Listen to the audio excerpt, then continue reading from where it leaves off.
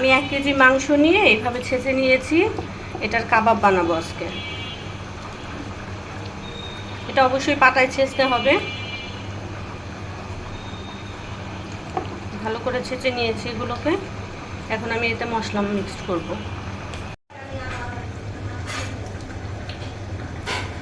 2 চামচ আদা রসুন নিয়ে নিয়েছি।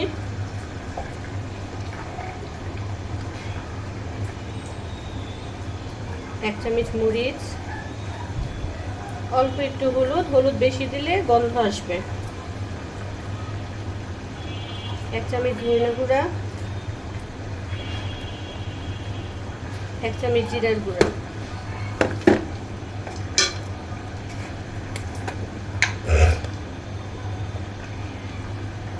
এটা আমার একটা স্পেশাল মশলা।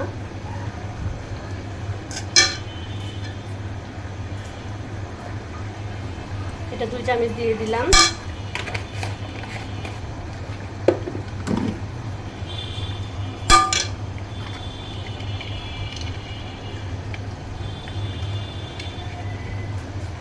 জয়ফল জয়ত্রী গুঁড়া দিয়ে দিলাম 1 চামচ। কালো গোলমরিচের গুঁড়া 1 চামচ। সাদা গোলমরিচের গুঁড়া 1 চামচ।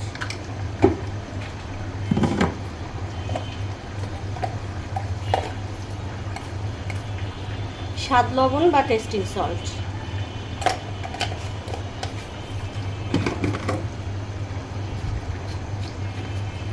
কালারটা সুন্দর আসার জন্য এতে আমি একটু জর্দা রং ইউজ করছি। এটা স্কিপ করা যেতে পারে, এটা অপশনাল না।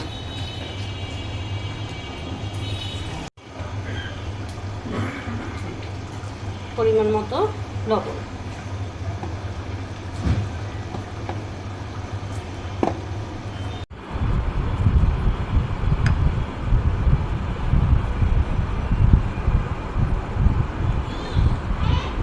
দুই চামচ সয়া সস দিয়ে দিলাম।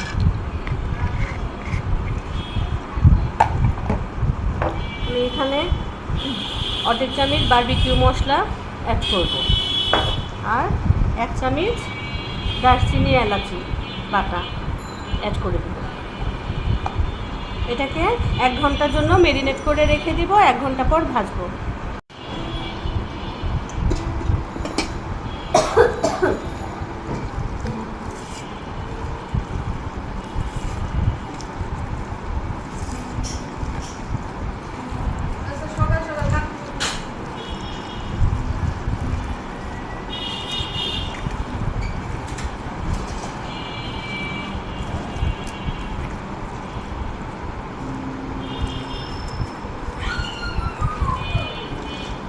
মাংসটা মেরিনেট করে রেখেছিলাম 8 ঘন্টা। এরপর আমি চুলায় ভাজতে দিয়ে দিয়েছি।